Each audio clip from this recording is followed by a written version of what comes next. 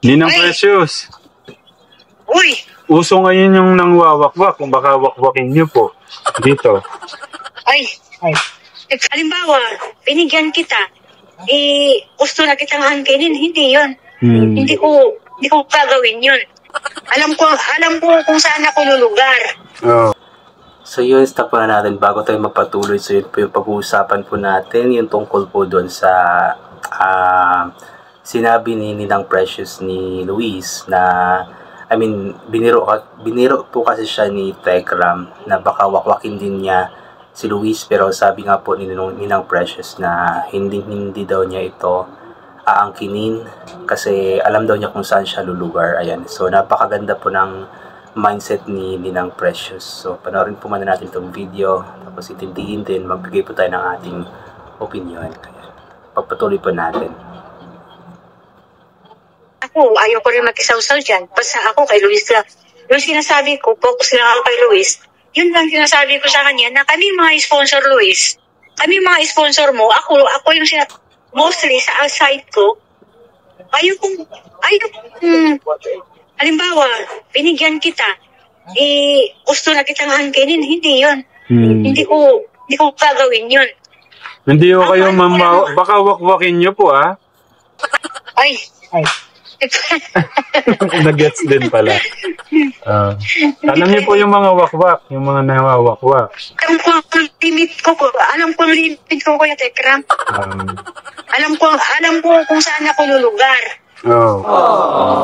Sponsor lang ako. Po. Hindi po, napakalaking parte niyo po sa buhay niya, sa buhay namin. Sponsor lang po ako noon. Hindi po yun. Ang turing po namin sa inyo, family po. Kasi minamahal niyo siya. May pangarap din po kayo sa kanya. Nangyayari dyan kasi sa inyo, nagkasulutan. Sinusulit yung mga Gusto ng angkinin.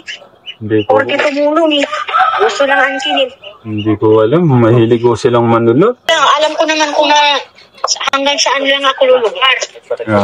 Kayo yung doon. Thank you po sa respeto, tita. Ninang Precious, thank you sa respeto.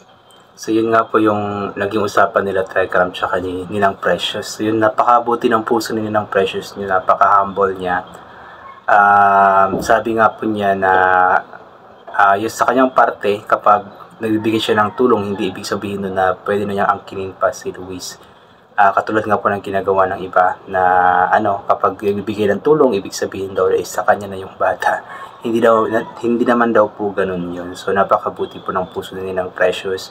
So makakaasa po tayo na hindi mangyayari kay Luis yung nangyari nga po kay Dave na sinusulot or winawakwak nga po sabi nila.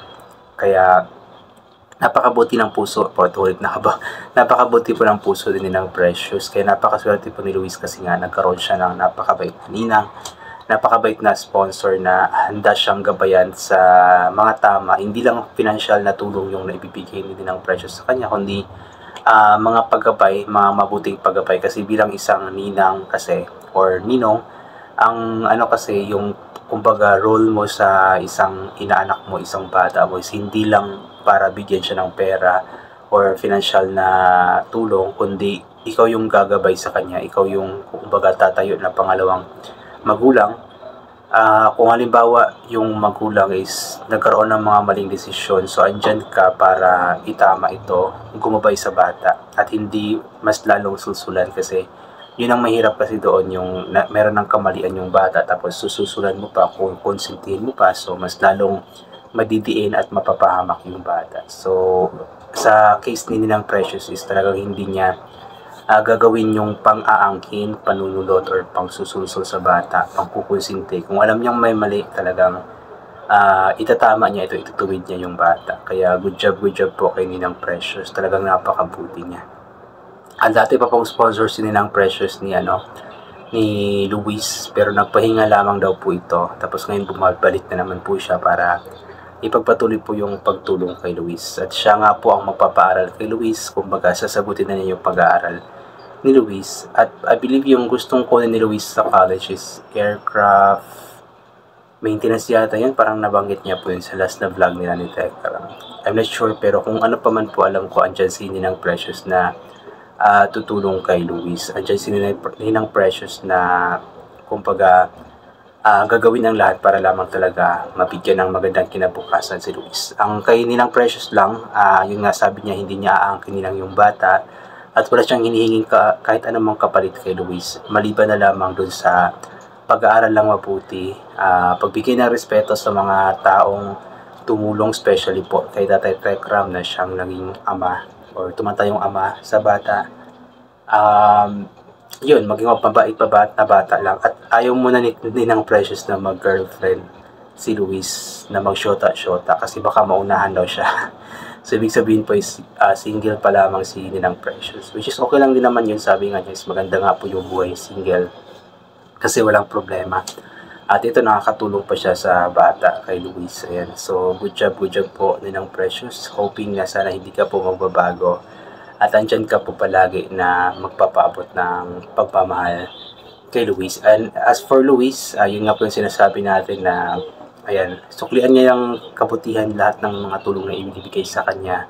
Kasi itong mga taong ito, like Ninang Precious, out of nowhere, hindi nila kilala, hindi pa nga nakita personally siguro. Pero andyan na tumutulong. Alam mo yung kahit na hindi ka dugo, hindi nila kaano-ano, pero dahil napanood nga po nila ng Precious yung tawag niyang storya ng buhay ni Luis dati na isang batang mag-iitik doon sa putikan, ay naawa nga po siya. Tapos yun, kinonsider niya ang kanyang sarili bilang ninang ni Luis at ngayon nga po is tinutulungan na si Luis. Yan, ginagabayan ng mabuti para maging maayos ang buhay. And so, good job. Thank you so much po sa iyo, Ninang Precious. Ayan po, I think hanggang dito na lamang po itong gagawin ko na reaction video. So, thank you so much po sa lahat ng mga palaging bumabalik sa aking YouTube channel. Inuulit ko nga po pala, kinagalit po natin magdasal, magpasalamat sa lahat ng mga bagay na ating natatanggap. Kahit na hindi po natin ito hinihingi kasi nga po lahat ng mga bagay na meron tayo ay kalob sa atin ng ating Panginoon.